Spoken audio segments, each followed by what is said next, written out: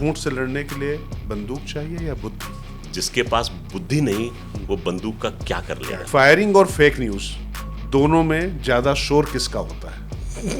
Sir fake news का। Border पर सबसे अजीब ह्यूमर आपने कौन सी सुनी है? 100 जूते खाए तमाशा घुस के देखेंगे।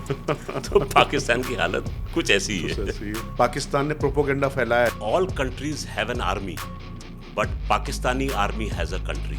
उनका बजट जो है डिफेंस का बढ़ता जा रहा। पाकिस्तान हमेशा से अपने रक्षा बजट पर अपनी हैसियत से ज्यादा और अपने नागरिकों से ऊपर रखते हुए खर्च करते रहा है। पर मुझे तो कई बार वो पूरा मुल्क ही आतंकवाद की नर्सरी के अभ्यारण्य लगता है। हमारे chief of the army staff रहते हैं फ्लैट्स में, लेकिन पाकिस्तान का ब्रिगेडियर या कर्नल अगर फ्लैट में रह जाए तो उसकी तौहीन मानी जाती है। भारत के लिए एक ऐसी चुनौती देखो। ऑपरेशन सिंदूर जो है वो समाप्त नहीं हुआ है। आसिम मुनीर ने जो एक बात कही थी कि हम कलमा के आधार पर बने हुए मुल्क हैं। जुल्फिकार अली भुट्टो ने एक स्टेटमेंट दिया था कि बेशक हमें घास खानी पड़ जाए परंतु हम एटम बम जो है वो बनाएंगे। युद्ध अब क्या शायद सिर्फ बॉर्डर पर नहीं लड़ा जाता है, ब्राउजर पर भी लड़ा जाता है। मेरे ख्याल से उन्होंने शुरू में चलाया था कि 48 राफेल गिरा दिए थे, फिर धीरे धीरे उन्होंने होश की दवा पी और फिर करते करते गिनती को 5 या 6 पर ले आए। नमस्कार, मैं हूं राजकिशोर और ये राज की बात जो एक विशेष पॉडकास्ट बुलंद भारत टीवी पर है, वो जब आपके साथ लेकर आ रहा हूं तो आज एक विशेष अतिथि भी हैं साथ में। और वो विशेष अतिथि क्यों हैं? जब आप उनको देखेंगे, उनसे जब बात करेंगे मैं इसलिए कह रहा हूं क्योंकि मैं आपकी तरफ से बात कर रहा हूं और देश की तरफ से बात कर रहा हूं। क्योंकि होता क्या है कि जब दुश्मन सच्चाई से हारता है तो झूठ बोलने लगता है, और एक झूठ को एक बार नहीं, 10 बार नहीं, 100 बार नहीं, 1000 बार वो बोलता चला जाता है और उसको लगता है कि वो उसको सच बनवा लेगा। अब भले ही उसको झूठ में, गफलत में जीने की आदत पड़ गई हो, लेकिन जब सत्य का प्रकाश सामने आता है तो झूठ का अंधकार स्वमेव विलुप्त हो जाता है। तो हमारे साथ हैं आज कर्नल मयंक चौबे। आप देखते होंगे उनको तमाम टेलीविजन्स पे, तमाम पॉडकास्ट पे, तमाम डिजिटल मीडिया पर। खासतौर से ऑपरेशन सिंदूर के बाद जिस तरीके से उन्होंने तथ्यों के साथ तर्कों में पिरोकर बिना किसी शोरगुल के जो बातें रखी हैं, क्योंकि तर्क पहने हों, बातें सत्य हों तो वो इतनी धारदार होती हैं कि दुनिया उसको देखती है, सुनती है। और ख़ास बात यह है कि कर्नल मयंक चौबे न सिर्फ देश के शौर्य, देश के अभिमान का प्रगटीकरण करते हैं, परंतु अगर बात की जाए तो अपने आप में एक बहुत ही अनोखा कॉम्बिनेशन है। वो विदेश मंत्रालय में भी सेवा दे चुके हैं और वहाँ प्रशिक्षण देते रहे हैं। तो आप समझ सकते हैं कि इस तरीके का जो कॉम्बिनेशन होता है मिलता कम है। तो कर्नल मयंक चौबे जी, आप मुझसे और दर्शकों से बात करने के लिए यहाँ पर आए, आपने वक्त निकाला, बहुत बहुत धन्यवाद पहले तो आपका। सर आपका धन्यवाद कि आपने अवसर दिया अपने साथ बैठने का, और जिनसे मैं सीख रहा था टीवी की अपनी यात्रा पर। अरे सर, नहीं, 6 मई को मैं पहली बार स्टूडियो पहुंचा और मैंने आपको सामने पाया और मैं अनायास ही आपका अनुसरण करने लगा। अरे नहीं, ये आपसे कहता हूँ। और आपकी विनम्रता है। और मैंने कहा ना कि कर्नल साहब जो है ना, हाथों में बंदूक हो, गोले हो, तोप हो, सब कुछ हो, लेकिन वो जब देश की सुरक्षा संरक्षा के लिए होती है और जो अपने लोग के लिए इसी तरीके के प्रिय वचन होते हैं, तो आपकी ये उदारता, उसके लिए बहुत बहुत आभार। लेकिन अब आगे बढ़ते हैं जी। तो सर, शुरुआत इस बात से करूंगा कि जब मैं आपसे चर्चा कर रहा हूं तो इजराइल ने ईरान पर हमला कर दिया है और यूक्रेन और रसिया के बीच में भी हालात बहुत विकट पे विकट होते जा रहे हैं। दुनिया मतलब युद्ध के मुहाने पर नहीं, युद्ध के बीच में ही घिरी हुई दिखाई पड़ रही है। ऐसे में भारत पाकिस्तान ऑपरेशन सिंदूर का होना और एक कैलकुलेट करके, बिल्कुल हम कहते हैं लिमिटेड कार्रवाई करके पाकिस्तान के आतंकी मरकज़ ध्वस्त कर देना, उसके बीच में बहुत कुछ बातें होती हैं, तमाम चीज़ें नैरेटिव वार में कई बार ऐसा लगता है कि जो मैंने झूठ की बात कही थी, पाकिस्तान ने प्रोपोगेंडा फैलाया, लेकिन आप जैसे लोग जब सामने आते हैं तो सत्यता भी सामने आती है और दुनिया देख रही कि हमारी सेना ने क्या किया। परंतु इसके बीच में एक खबर है। पहला सवाल ये है, फिर तमाम और पहलुओं पर भी चर्चा करेंगे कर्नल साहब, कि बजट किसी भी देश में उसकी प्राथमिकताओं को दर्शाता है। हमारी प्राथमिकता, हम 50 लाख करोड़ की अगर हम बात कर रहे हैं, अगर हमारा इतना बजट है, उसमें 6 लाख करोड़ हम अपने दिए दे रहे हैं सेना के लिए। लेकिन जिनका बजट ही 5 लाख करोड़ का हो, हमारे सेना का बजट से कम हो, हम किसी को ह्यूमिलिएट नहीं करना चाहते, लेकिन वास्तविकता समझनी चाहिए। उनका बजट जो है डिफेंस का बढ़ता जा रहा है और उनको लगता है कि वो 77,000 करोड़ रुपए के बजट से भारत को पस्त कर पाएंगे। पाकिस्तान की ये सोच और ख़ास तौर से जो युद्धोन्माद जैसा पूरी दुनिया में माहौल चल रहा है, इसको कैसे डिस्क्राइब करेंगे आप? देखिए राजकिशोर जी, पाकिस्तान हमेशा से अपने रक्षा बजट पर अपनी हैसियत से ज़्यादा और अपने नागरिकों से ऊपर रखते हुए खर्च करते रहा है। आप देखिए कि एक कहावत है कि all countries have an army but Pakistani army has a country. तो वो इस बात से पता लगता है कि उनका रक्षा बजट जो है वो कहाँ है और कितना जा रहा है, और वो अपनी सेनाओं को कितनी प्राथमिकता देते हैं। अगर मैं प्राथमिकता बोल रहा हूँ तो ये कि नेगेटिव सेंस से बोल रहा हूँ आपको। प्राथमिकता हर देश अपनी सेना को देता है, परंतु पाकिस्तान अपने नागरिकों का गला घोट कर उनकी सांसें और उनका अन्न जो है वो अपनी सेनाओं को खिला रहा है। और सेना भी ऐसी जिसका एक भी जनरल साहब रिटायरमेंट के बाद में अपने देश में नहीं रहता। आप अगर भारतीय सेना से उसकी तुलना करेंगे तो आप एक जनरल साहब का नाम बता दीजिए, chief of the army staff, जो भारत को छोड़कर बाहर बसा हो। ठीक बात। हमारे chief of the army staff रहते हैं फ्लैट्स में, इंडिपेंडेंट बंगलों में। मैंने तो किसी चीफ ऑफ स्टाफ को रहते हुए भी नहीं देखा है। लेकिन पाकिस्तान का कौन सा ऐसा जनरल है, जनरल तो खैर बहुत बड़ा होता है, पाकिस्तान का ब्रिगेडियर या कर्नल अगर फ्लैट में रह जाए तो उसकी तौहीन मानी जाती है। ये फ़र्क है भारतीय सेना में और पाकिस्तान की सेना में। अब ऐसी सेना को खिलाने के लिए बजट तो मोटा ही चाहिए। तो ये बजट जो है ये अस्त्र शस्त्र में तो लगेगा, साथ में इनका पेट और इनका घर भरने में भी ये बजट काम आता है। तो कर्नल साहब, कुल मिला के ये जो ऑपरेशन सिंदूर हुआ, इसके बाद हमने तमाम आतंकियों को मारा, और दरअसल मैं बस एक चीज़ नहीं समझ पाता हूँ कि हमने कहा कि हमने 9 उनके आतंक के मरकज़ गिरा दिए, पर मुझे तो कई बार वो पूरा मुल्क ही आतंकवाद की नर्सरी के अभ्यारण्य लगता है।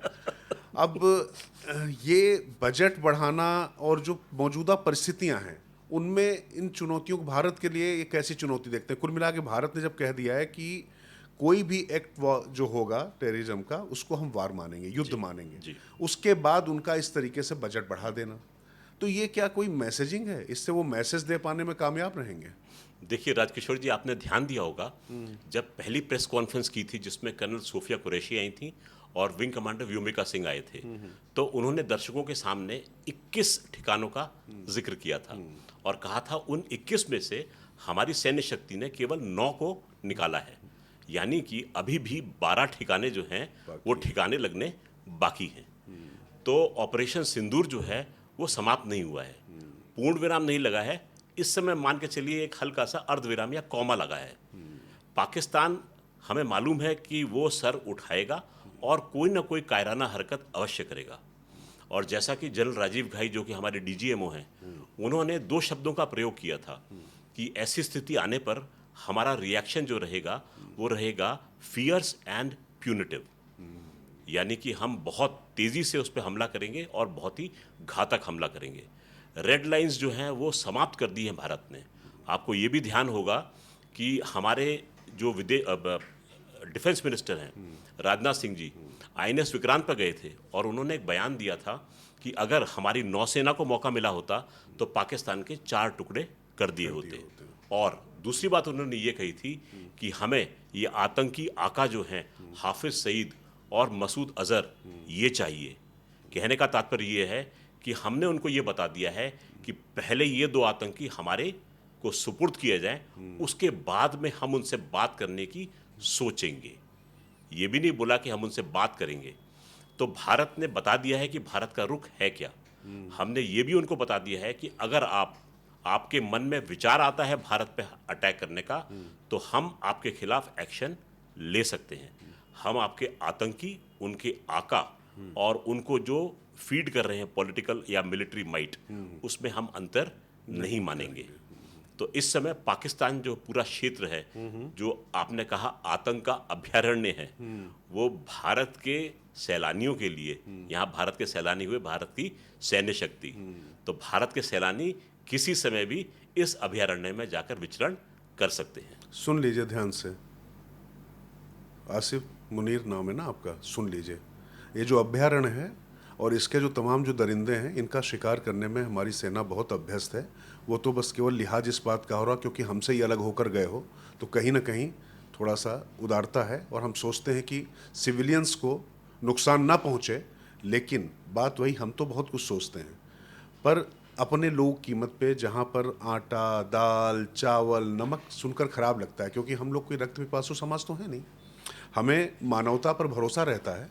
उसके बाद आप ये सब चीज़ें उनको मुहैया नहीं करा पा रहे हैं, और गोला बारूद, बल्कि गोला बारूद से ज़्यादा ऐशो आराम जो इनके हैं। और यहाँ एक बात ध्यान रखिए, ये जो बजट पाकिस्तान का बजट है, इसमें पेंशन शामिल नहीं है।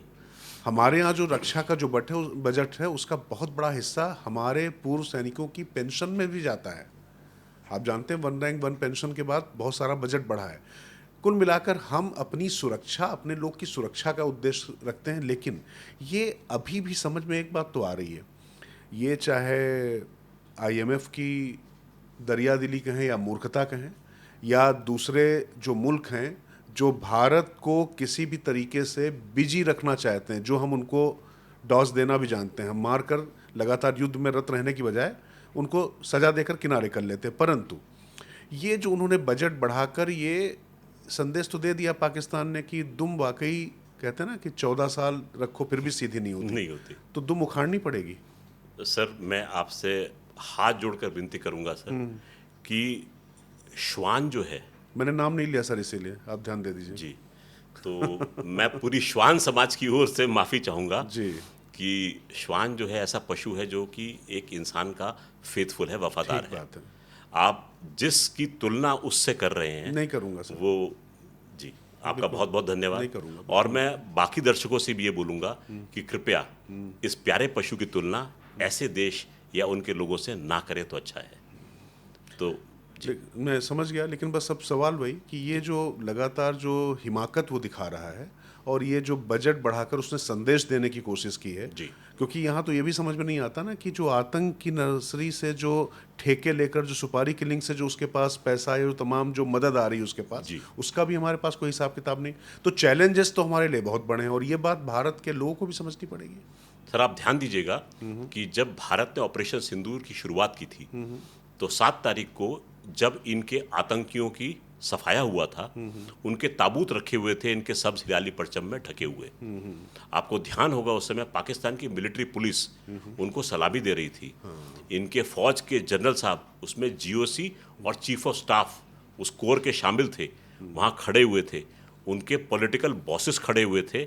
उनमें एक साहब जो थे ISI के ब्रिगेडियर साहब भी वहाँ पर मौजूद थे।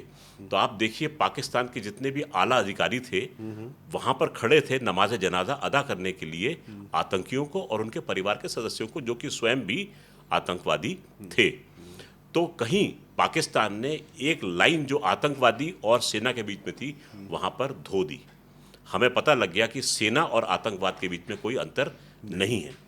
यदि पाकिस्तान अपनी सेना के लिए बजट बढ़ाता है तो मेरा तो ये मानना है कि ये पैसा जो है सीधा आतंकवाद के लिए जा रहा है। सेना के बेशक काम में ना आए, परंतु आतंकवादियों का पेट जरूर भरेगा, उनको अस्त्र शस्त्र जरूर देगा, जो कि भारत के आम नागरिकों के लिए एक खतरा बनकर सामने आएंगे।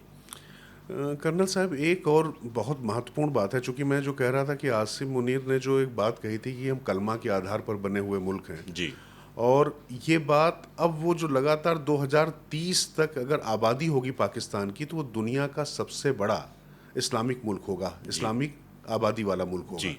और दूसरे तरीके से अगर इसको देखा जाए तो भारत, चीन, अमेरिका और पाकिस्तान जी। चौथी सबसे बड़ी आबादी वाला मुल्क होगा। जी। मैं ये सवाल इसलिए पूछ रहा हूँ क्योंकि कुल मिलाकर भले ही आपके पास खाने को रोटी ना हो, तन ढकने को कपड़ा ना हो, रोटी कपड़ा और मकान की बेसिक जरूरत आपको पूरी ना हो पा रही हो, परंतु उसके बाद भी ये जो ख्वाब है कि हम पूरा जो है कलमा के आधार पर पूरी दुनिया को तैयार करेंगे, जी, ये जो सोच है ये कहीं ना कहीं पाकिस्तान को उस स्थिति में लाने की कोशिश है कि चाहे ईरान हो, चाहे तुर्की हो, चाहे सऊदी अरब हो, उनको ये बताना कि हम सबसे बड़े मुस्लिम मुल्क हैं।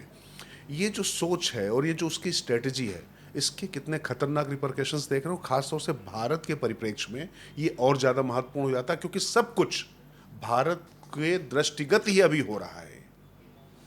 सर, आप अपना ध्यान ले जाएं, 70 के दशक में उनके प्रधानमंत्री थे जुल्फिकार अली भुट्टो।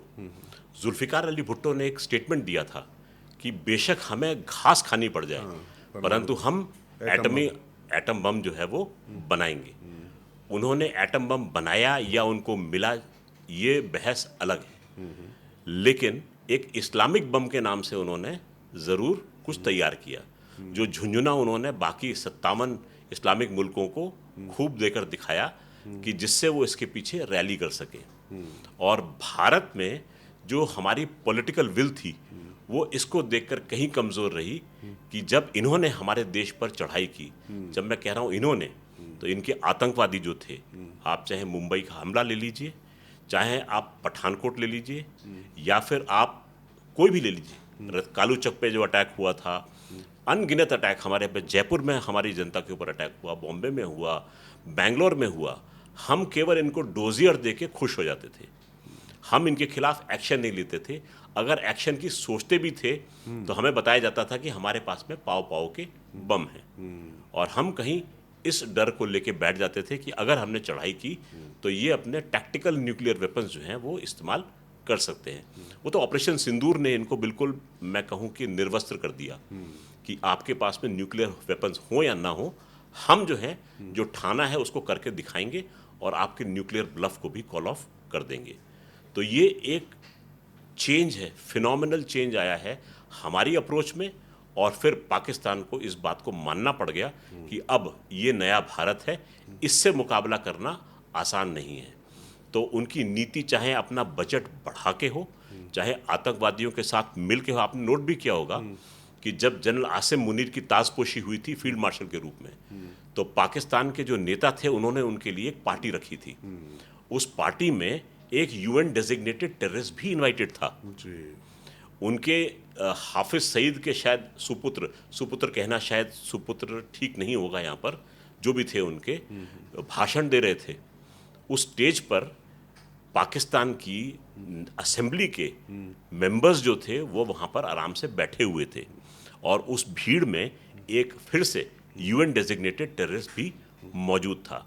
तो आप ये मान के चलिए कि इस समय आतंकवादियों के ऊपर इनके राजनीतिक नेताओं का और इनकी सेनाओं का वरद हस्त है, और ये जो भी एक्शन लेंगे ये इनकी सरपरस्ती में लेंगे। अब किसकी सरपरस्ती रहेगी ये देखने वाली बात है। आतंकवादियों को सेना चला रही है या सेना को आतंकवादी चला रहे हैं, ये लाइन भी उन्होंने धूमिल कर दी है। तो जैसे आपने बजट का जिक्र किया है, ये बजट जो है ये न जाने किसकी जेब में जाएगा जी। तो कुल मिलाकर दरअसल जो बात अभी कही कर्नल चौबे ने, इसका एक मर्म आप समझिएगा कि आप जो पाव पाव भर के जो न्यूक्लियर बम जो दिखाकर डरा रहे थे, तो कहते हैं ना कि आपने महाभारत का युद्ध देखा होगा, टीवी पर सीरियल देखा होगा, तो प्रत्यंचा चढ़ने से पहले ही प्रत्यंचा तोड़ देना, वो हमने इस बार दिखा दिया है कि भाई बनाओगे तो तब जब वो हाथ आपके पास रहेंगे, वो आयुध आपके पास रहेगा। तो हमने अपनी क्षमता ये भी बता दी कि आपकी कोई इंच भर जमीन भी पाकिस्तान की हमारी पहुंच से बाहर नहीं है, और आपके नापाक अस्त्र, चाहे वो शाहीन हो चाहे गजनी हो, वो भारतीय ज़मीन को तभी छू पाएंगे जब वो आसमान में ही कबाड़ा बच जाएंगे, उनको हम ध्वस्त कर देंगे। तो खैर इस पर हम बहुत बात कर चुके हैं, लेकिन अब जरा कुछ ऐसे मसले हैं, मैंने आपको नाराज़ होते हुए देखा है, आपको दुखी होते हुए देखा है, चूँकि आप बहुत, जब नैरेटिव वॉरफेयर की बात हो रही थी, हमने जिस तरीके से मारा, और मार के हम खुश नहीं होते, इसलिए मारना पड़ा चूँकि ये अधम कार्य कर रहे थे, और जिस तरीके की इनकी हरकतें थी उसमें उनको दंड देना बहुत आवश्यक था।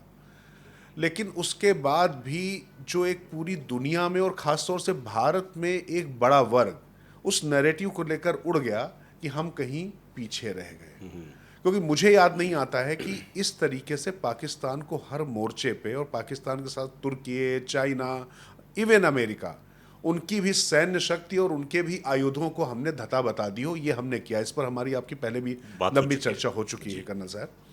लेकिन ये जो नैरेटिव वॉरफेयर का जो खेल था, मतलब इसमें तो कुछ मतलब प्रश्न है, मैं लिख के ही लाया हूँ, ये बात जरूर करूँगा मैं इस पर, कि हर बार अपने नुकसान को छिपाने के लिए एक स्क्रिप्ट चलाता है।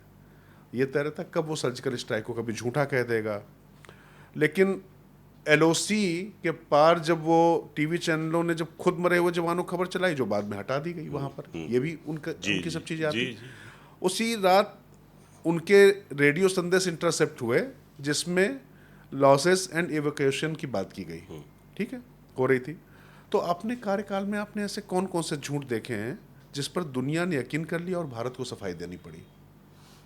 ऐसे झूठ तो अनगिनत हैं, और झूठ ऐसे हैं कि सन 71 की जंग, सन 71 की लड़ाई में हमें मालूम है कि पाकिस्तान दो फाड़ हो गया था।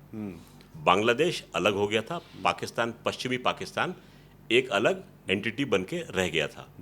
लेकिन नैरेटिव ये चलाया पाकिस्तान ने, वो तो बांग्लादेश अलग हो गया क्योंकि उसको लैंग्वेज उसकी अलग थी, लेकिन वेस्टर्न फ्रंट में तो हम जीत गए। वेस्टर्न फ्रंट में भी पिटे थे, ये सबको मालूम है। लेकिन नैरेटिव ये चलता है, और मुतालबा पाकिस्तान में बच्चों को यही पढ़ाया जाता है कि 71 की जंग भी वो जीत गए थे, 99 में भी वो सक्सेसफुल रहे थे, जिसको उन्होंने मना कर दिया था कि कारगिल के युद्ध में हमारे सैनिक नहीं गए हैं, वो तो हमने उनके सैनिकों की शिनाख्त की, उनके आई कार्ड दुनिया को दिखाए, और हमारे ऑफिसर ब्रिगेडियर बाजवा ने पाकिस्तान के एक नॉर्दर्न लाइट इन्फेंट्री के जवान के मरने के बाद में उसकी जेब में एक मैसेज रखा कि ये ऑफिसर जो है बड़ी दिलेरी से लड़ा है, इसको इसका इनाम मिलना चाहिए। पाकिस्तान के पास कोई सूरत नहीं रह गई थी कि इस बात को ना माने। उसको पाकिस्तान का सर्वोच्च मिलिट्री अवार्ड उस कैप्टन कर्नैल शेर खान को दिया गया है। तो अब पाकिस्तान के पास फेस सेविंग के लिए कोई जगह नहीं रह गई थी, उसको मानना पड़ा कि हमारी फौज जो थी वहाँ पर लड़ रही थी। उन्होंने कैप्टन सौरभ कालिया के साथ में जो बर्बरतापूर्ण व्यवहार किया, वो हर भारतवासी आज भी याद रखता है। जब आपने बात की गुस्से वाली, तो ये सोच के ज़रूर खून उबालता है कि उन्होंने हमारे सैनिकों के साथ में कितनी ऐसा व्यवहार किया जो कि हम सोच भी नहीं सकते, कल्पना के परे। हम जो थे उनके 93,000 सैनिकों को बैठकर आराम से हमने उनको खिलाया, क्योंकि हम एक रिस्पॉन्सिबल डेमोक्रेसी हैं। हमने जिनीवा कन्वेंशंस के तहत पूरा कार्य किया। हाँ, ये हमारी कमज़ोरी रही कि हम अपने 54 सैनिकों को वहाँ से वापस लाने में सक्षम नहीं रहे, जिसको कि आज फॉरगॉटन 54 भी कहते हैं। ये भारत की जनता को शायद मालूम भी ना हो कि ऐसा कुछ हुआ है, परंतु ऐसा हुआ है। हमने वो 71 की जंग तो जीत ली, परंतु नेगोशिएटिंग टेबल पर शायद वो हम हार गए। कहा झूठ की बात, तो झूठ की पाकिस्तान का सबसे बढ़िया झूठ है कि हम तो आतंकवादियों से हमारे कोई संबंध नहीं है, हम उनको ट्रेन नहीं करते, हमारे पास में कोई ट्रेनिंग कैंप नहीं है। Non state actor, non state actor. जबकि हमने पिन पॉइंट करके बता दिया कि भाई ये आतंकवादी कैंप है, यहाँ इनकी ट्रेनिंग होती है, ये आपके लॉन्च पैड्स हैं, परंतु फिर भी हम नहीं जानते। दूसरा झूठ आपने नोट किया होगा, यूएन में उनकी जो राजदूत थी, उन्होंने एक फोटो दिखाकर दिखाया था कि भारत की सेना जो है वो पैलेट गन से फायर कर रही है और कश्मीर के बच्चों को गोली लग रही है, उसका मुंह पूरा छलनी है। और हमारे विदेश मंत्रालय के एक जूनियर ऑफिसर ने उस झूठ को वहां पर खोल दिया कि ये फोटो जो है ये तो गाजा से आई हुई है, ये बच्ची हिंदुस्तानी है भी नहीं। तो पाकिस्तान के झूठ अगर आप गिनाने चलें तो मेरे ख्याल से आपके ये पन्ने जो है ये कम पड़ जाएंगे, एक ग्रंथ लिखना पड़ जाएगा उसके लिए। उसको ग्रंथ तो नाम नहीं दे सकते, जी जी, ग्रंथ मतलब लेकिन हाँ ये है कि पाकिस्तान, अब इसी पे थोड़ा सा सीधे ऑपरेशन सिंदूर पे आते हैं जी। ऑपरेशन सिंदूर में बहुत सी बातें हो रही हैं, और दुर्भाग्य ये है, मैं ज़्यादा, चूँकि मैं जानता हूँ कि आप राजनीतिक चीज़ों में नहीं जाएंगे तो उसमें मैं नहीं फंसूंगा, लेकिन हाँ एक जो नैरेटिव बिल्डिंग का काम है जिस पे हर भारतीय को, क्योंकि मेरा अपना मानना है, मैं गलत हूँ, क्योंकि भारत का पक्ष रखने वाला कोई भी शख्स हो, मतलब इवन CDS चौहान का भी जो बयान था वो मेरी समझ में नहीं आया किस तरीके से उन्होंने बोला, क्योंकि जो भी पक्ष है वो बात अगर होनी है तो हमारे हिसाब से पाकिस्तान के नुकसान की होनी है। हमने क्या करना है क्या नहीं करना है वो जो अधिकृत लोग हैं वो अपने तरीके से बात करेंगे, लेकिन जो कुछ बात है कि ऑपरेशन सिंदूर के समय पाकिस्तान ने दावा किया कि उसके एयर डिफेंस सिस्टम ने सारे ड्रोन गिरा दिए। अब सैटेलाइट इमेजरी तो कुछ और ही आई थी कि पाकिस्तान के 3 रडार हब्स तबाह हो गए, लेकिन पाकिस्तान ने कहाँ गिराए, तो कहा गया कि सोशल मीडिया में देख लीजिए, सोशल मीडिया में चल रहा है ना जी, उनके मंत्री जी कह रहे थे ये तो। हाँ। और ड्रोन के जो फोटोज दिखाए वो शायद मेरे ख्याल से बलूचिस्तान में 2022 में क्रैश हुआ था, जो उसकी बात हो रही थी वो उन्होंने दिखाया जी। अच्छा, अब जो है नैरेटिव वॉरफेयर की जो हम बात कर रहे थे, भले ही शुरुआत में ऐसा लगा, खासतौर से ट्रंप के सीज फायर वाले ट्वीट के बाद से एकदम से ये लगा कि कहीं उन्होंने दखल दे दिया, लेकिन फिर जब डीजीएमओज आए उसके बाद हमने बहुत सारी चीज़ें उसमें क्लियर कर दी और लोगों को समझ में भी आया जी। मैं अभी नेता विपक्ष, और मैं जानता हूँ कि पॉलिटिकल चीज़ों पे आप कमेंट नहीं करेंगे, उस पर मैं नहीं जाऊँगा, परंतु ये जो अब पाकिस्तान की मीडिया भी ये वॉर हार गई उसने मानना शुरू कर दिया है क्या? क्या लगता है आपको कि अब वो अभी इस पर टिके हुए हैं कि ऑपरेशन सिंदूर कुछ नहीं हुआ था और हम जीत गए? क्योंकि अभी जो उनका डॉजियर आया तो उसमें तो कह रहा कि भाई साहब इन्होंने तो जितना मारा उतना बताया भी नहीं हम बता रहे हैं 19, वो गिना रहे हैं 26, हाँ। है ना? तो अब तो वो खुद ही मान रहे हैं डॉजियर में। जी। तो क्या कहेंगे इन सब चीज़ों पर? सर, मैं आपकी बात से एक लीड लूंगा। आपने जिक्र किया था सीडीएस चौहान का।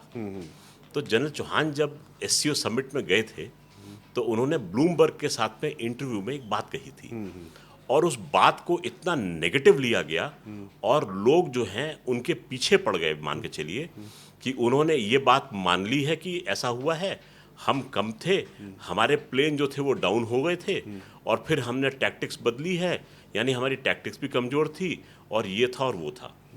मैं आपके दर्शकों को आज ये क्लियर कर देना चाहता हूँ कि जनरल चौहान ने जो बात कही थी, एक एक सेंटेंस उनका बिल्कुल फौजी तरीके से कहा गया था, लेकिन उसको हम जैसे लोगों ने तोड़ मरोड़ कर देखने की कोशिश की। उनका पहला स्टेटमेंट था all our planes were down, यानी कि हमारे सारे हवाई जहाज जो थे वो धरती पर थे। कारण कि बालाकोट इंसिडेंट के बाद में जो पाकिस्तान ने ऑपरेशन स्विफ्ट रिटॉर्ट किया था, पाकिस्तान ये चीज़ जानता था कि भारत जो अटैक करेगा वो हवाई रास्ते से करेगा।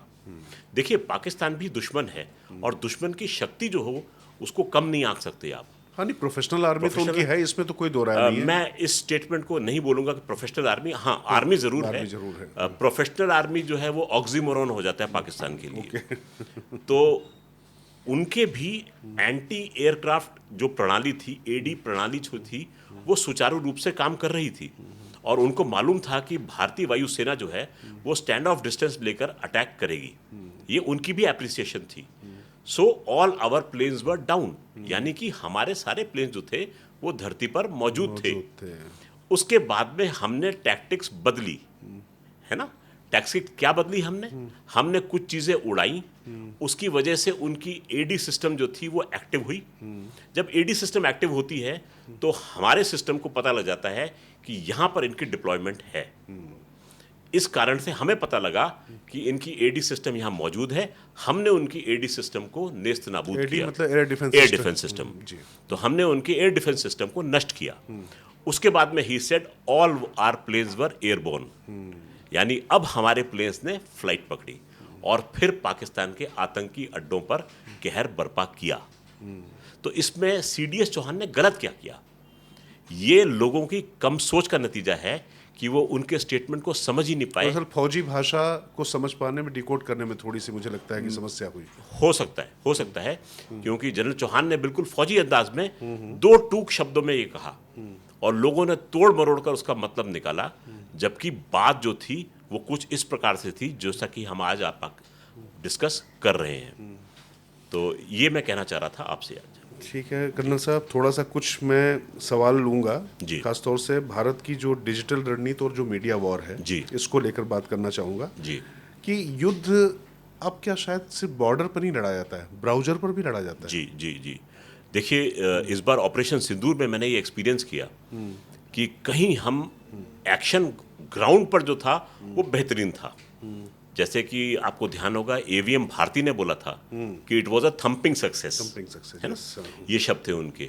लेकिन जहाँ नैरेटिव वॉरफेयर की बात होती है तो पाकिस्तान ये दिखा रहा था कि हम पे तो कुछ हुआ नहीं, जो भी हुआ है हल्का फुल्का हुआ है, हमने उसको सुधार कर दिया है। मेरे ख्याल से उन्होंने शुरू में चलाया था कि 48 रफेल गिरा दिए थे। शुरू में तो ये भी चलाया था, फिर धीरे धीरे उन्होंने होश की दवा पी और फिर करते करते गिनती को 5 या 6 पर ले आए। तो सोशल मीडिया पे उनके जो वॉरियर्स थे वो 6060 करके दिखा रहे थे, जब तक कि उनको नहीं बताया गया कि हमने क्या काम किया है। तो वो इस रट को रटते रहे और फिर हमें इंडिपेंडेंटली हर एक को जाकर उनके नैरेटिव को ध्वस्त करना पड़ा। तो उसमें थोड़ा सा टाइम ज़रूर लगा और पाकिस्तान ये मान के चल रहा था और ये प्ले कर रहा था कि देखिए हमने काम किया, उन्होंने क्या प्ले किया। और वो उनके DGISPR बोलते हैं कि हमने एक S-400 तबाह कर दिया और आदमपुर एयरबेस को नष्ट कर दिया।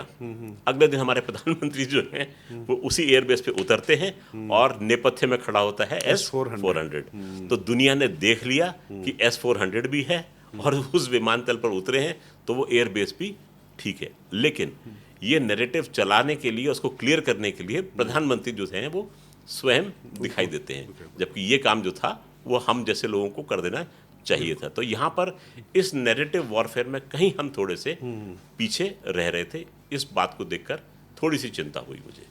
तो सर, तो अगर इसको ऐसे देखें तो क्या ये माना जाए कि जो आज की रणनीति है, नो डिनायल ओनली डिस्प्ले बन चुकी है? अब देखिए, कहते हैं जो दिखता है वो बिकता है। आपको ध्यान होगा बालाकोट स्ट्राइक के बाद में सबने बड़े प्रश्न चिन्ह उठाए थे इस पे कि आप वाकई में करके आए थे या कुछ पेड़ गिराए थे। पाकिस्तान वाले तो कहते हैं कुछ कौवे मार के चले गए थे। और हमारे वो अपने लोग को कौवा कहते हैं, तो हम क्या कर सकते हैं? ये भी आदमी सही है। ये आपने बड़ी सही बात की है। इस बात को मैं मान के चलूंगा।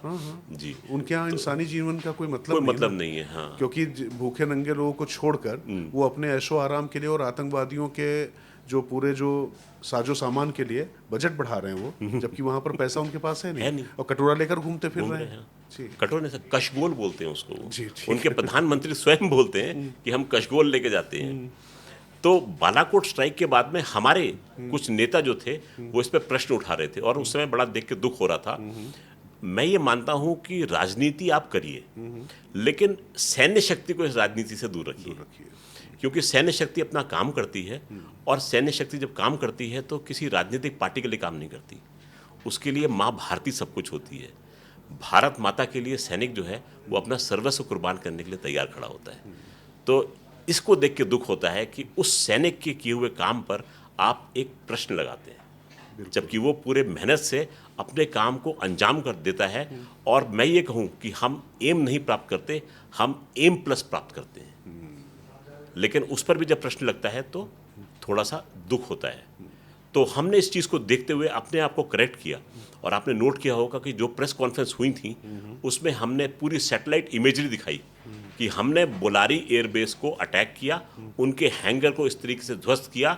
ये पहले की तस्वीर है और ये आफ्टर की तस्वीर है, जिसमें उनकी एयरबेस की छत को ध्वस्त होते दिखाई दिया था। तो ये हमने सीखा पिछले वाले एपिसोड से कि अगर जनता इसी चीज़ को देखना चाहती है तो हम इस चीज़ को भी दिखाएंगे। यहाँ पर मैं कहना चाहूँगा कि पाकिस्तान जो है ये चीज़ कर नहीं पाया। कर क्यों नहीं पाया? क्षमता ही नहीं थी। भाई, जब आपका पैसा आतंकवाद में लगेगा तो आप क्या सैटेलाइट खाक डेवलप करेंगे? देखिए, हमारा जो झंडा है वो चांद पर लगता है। कुछ एक देश होते हैं जिनका झंडा चांद पे लगता है, बाकी देशों का झंडे पे तो चांद रहता है बस। ये अंतर है दोनों देशों में। तो आप झंडे पर चांद लगा खुश हैं, पर हम जो हैं चांद पर झंडा लगाकर भी अपना सीना जो है वो चौड़ा करते हैं। हाँ, मतलब आप झंडे पर चांद और सितारे लगाते रहिए जी। हमारा जहाँ चांद और सितारों से आगे है, बस हम यही कह सकते हैं। बिल्कुल। लेकिन अब थोड़ा सा एक सीधे मतलब आपकी मैं पोस्टिंग के दौरान का एक सवाल पूछना चाहता हूँ। जब आपकी पोस्टिंग थी जी, तो मतलब ऐसा कौन सा पाकिस्तानी झूठ था जिसको सुन के आपको हंसी आ गई हो? कि हमारे तो रेगुलर्स ही नहीं थे वहाँ पर। ये 1999 के कारगिल ऑपरेशंस की बात है कि जो लड़ रहे हैं वो मुजाहिदीन हैं, वो हमारे रेगुलर्स तो है ही नहीं। तो मतलब हमें पता था कि वो जो MMG मैन कर रहा है वो आपका नॉर्दर्न लाइट इन्फेंट्री का जवान है, परंतु उन्होंने सोचा कि सलवार कमीज पहना के भेज देंगे तो इसको भारतीय जो है पहचान नहीं पाएंगे। देखिए, आदमी की चाल ढाल सब बता देती है कि वो फौजी है कि नहीं, क्योंकि फौज की ट्रेनिंग होती है। ये बात अलग है वो पाकिस्तान की फौज अपनी ट्रेनिंग को किस तरीके से लेती है, परंतु आप पहचान सकते हैं कि हरकत फौजी की है या आतंकवादी की है। तो वो पकड़े गए थे और उनके पास से हमने पूरे डॉक्यूमेंट सब कुछ बरामद भी किए थे। तो ये एक झूठ मैंने अपनी सर्विस के दौरान देखा था, जहाँ पर उन्होंने डिनाई कर दिया था कि ये फौजी नहीं है, ये तो मुजाहिदीन हैं, और हमारे कहने के बावजूद भी उन्होंने मना कर दिया कि ये हमारे फौजी नहीं है। तो फिर भारतीय सेना जैसी है, हमने खुद कब्र खोद के उनको नमाज जनाजा अदा की और फिर उनको दफन किया। ये बात सर्वविदित है। तो ये मतलब सोच लीजिए कि अपने लोगों की मतलब शरीर उनका शव लेने को तैयार वो नहीं है, और क्या कहा जाए।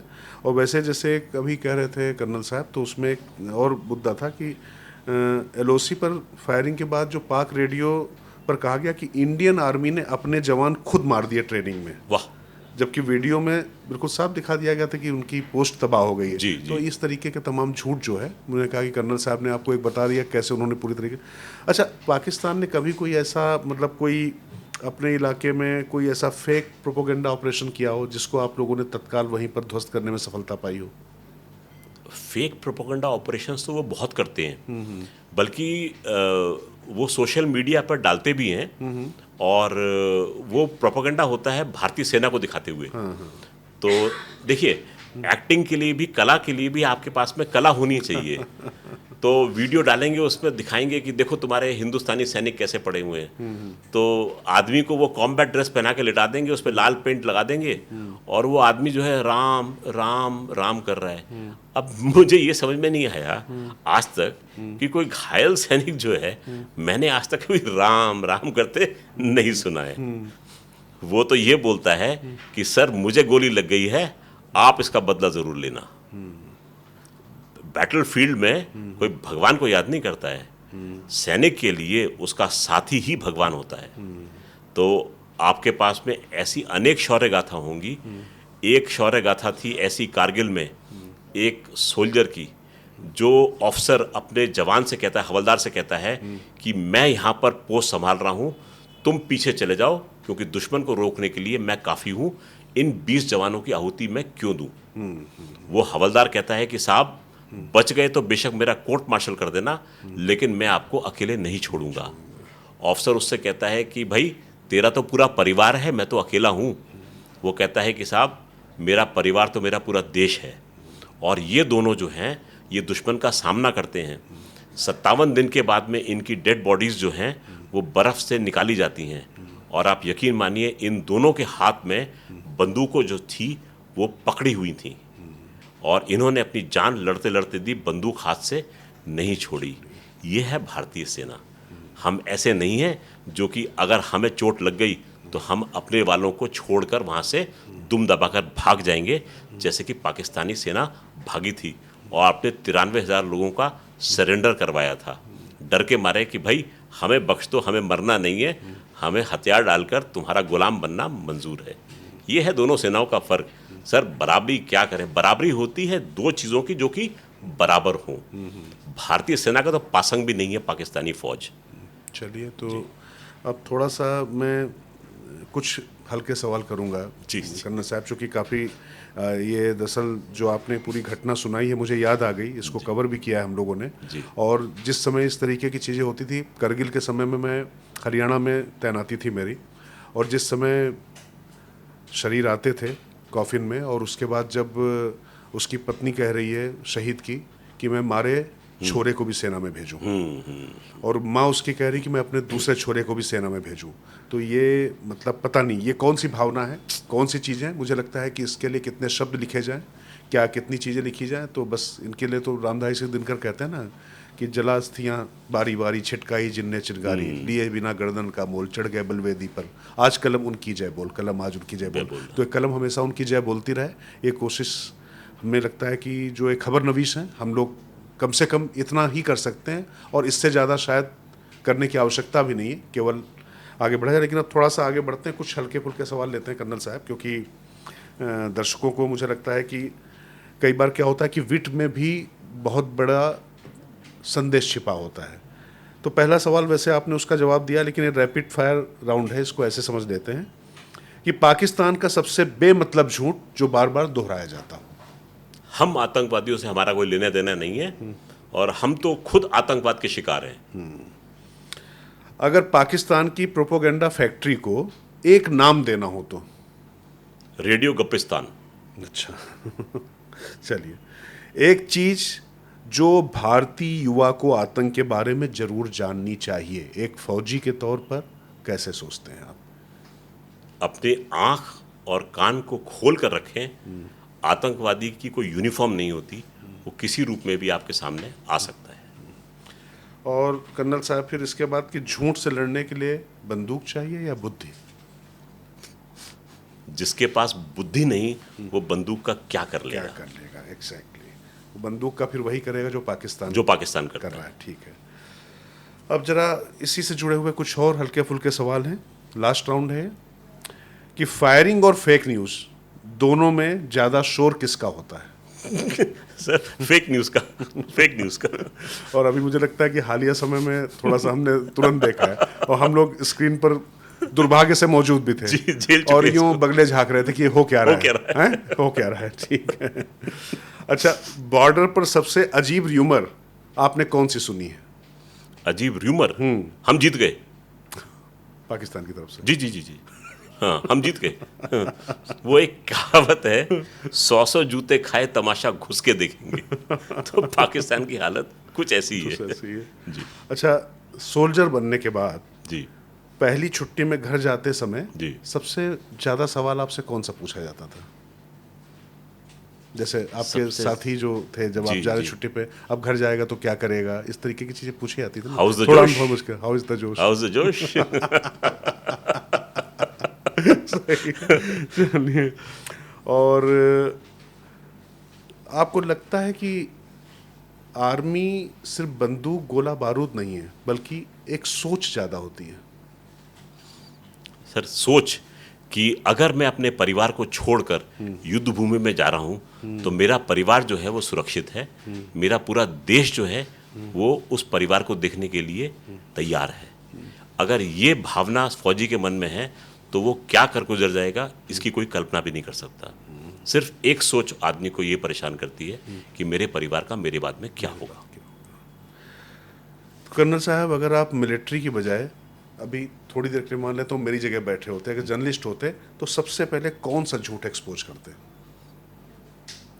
फेक नैरेटिव जो कि दुश्मन चलाता है। उसमें भी सबसे पहले, अगर मैं अभी हालिया बात करूं, जो पाकिस्तान या ऑपरेशन सिंदूर के दौरान जो हुआ, जी। तो इसमें सबसे ज़्यादा घातक और सबसे ज़्यादा लीथल कौन सा झूठ आपको लगा, कि जिसको लेकर आपको लगता है कि सबसे पहले पत्रकारों को उस पर काम करना चाहिए था? कि भाई आपके हमने इतने हवाई जहाज गिरा दिए हैं और आपकी फलाना पायलट जो है हमारे कब्जे में है, जबकि ऐसी कोई बात हुई नहीं है। तो अच्छा, आपके खुफिया सोर्स ज़्यादा आपसे डरते हैं, आप उनसे ज़्यादा डरते हैं? सर, डर होता तो कैमरे के सामने बैठ के ताल ठोक के नहीं बोल रहे होते। अच्छा, मैं मान लूँ कि आपकी ज़िंदगी की अगर कोई मूवी बनती, तो उसका नाम क्या होता? वैसे मैंने आपके लिए नाम सोच रखा है, अगर मैं डायरेक्टर होता तो आपको एक्टर लूँगा, तो लेकिन आप बताइए आप क्या बनाएंगे आपकी ज़िंदगी की अगर मूवी बने? मैंने कभी सोचा ही नहीं कि मेरे बारे में कोई पिक्चर भी बन सकती है। मैं बना दूंगा सर। सर, मुझे लगता है कि मैंने केवल अपना फर्ज निभाया है, सरकार ने मुझे उसके लिए तनख्वाह दी है, इससे आगे मैं सोच नहीं सकता। चलिए, मैं कर्नल साहब को लेके एक फिल्म अगर मुझे बनानी पड़ी, तो मैं बनाऊंगा झूठ का एनकाउंटर। झूठ का एनकाउंटर। तो ये बनाऊंगा फिर मैं इसके बाद। ठीक है। अच्छा, लास्ट सवाल इस राउंड का, कि एलओसी पर कभी ऐसा मौका आया जब दुश्मन के रेडियो चैटर पे हंसी आ गई हो आपको? सर, मेरा कभी ऐसा सौभाग्य हुआ नहीं कि मैं दुश्मन का रेडियो चैटर सुन सकूं, पर रेडियो स्टेशन जरूर सुना है। अच्छा और रेडियो स्टेशन जो है वो बचपन में सुना है। अच्छा। सन 71 का टाइम जो है मुझे अच्छे से याद है। उस समय टीवी नहीं होता था, रेडियो पर खबरें आती थी, और पाकिस्तान अपने चैनल से एक चैनल चलाता था, रेडियो चलाता था, जिसको कि हम नाम देते थे रेडियो गप्पिस्तान। अच्छा। तो हमारा ऑल इंडिया रेडियो था, वो रेडियो गप्पिस्तान के नाम से एक बड़ा सेटारिकल सा शो रखता था। तो जिससे कि भारतीय जनता जो थी, सर, भारतीय जनता में ना सटायर के लिए बहुत जगह है, तो हम सटायर को बहुत भली भांति समझते हैं। तो उस समय बचपन की मुझे याद है कि रेडियो गप्पिस्तान का नाम से ऑल इंडिया रेडियो पर एक प्रोग्राम आता था, जो पाकिस्तान के झूठे नैरेटिव को एक सटायर के रूप में देश को प्रस्तुत किया करता था। तो ये मुझे उसकी याद है। रेडियो चैटर की तो नहीं बात करूँगा, पर रेडियो स्टेशन की भी जरूर बात याद है सर। तो चलिए, मतलब मुझे लगता है कि कर्नल साहब से हमने, दरअसल अभी बात करना शुरू करूंगा तो मैं जानता हूं कर्नल साहब का जितना अनुभव है, अगर उसको भी बताना शुरू करेंगे तो शायद ये हम कई दिन तक ये पॉडकास्ट चला सकते हैं।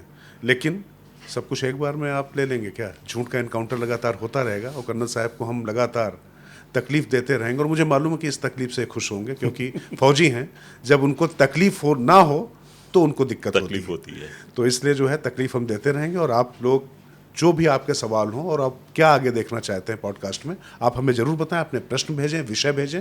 हम कोशिश करेंगे कि आपकी अपेक्षाओं पर खरे उतर पाएं।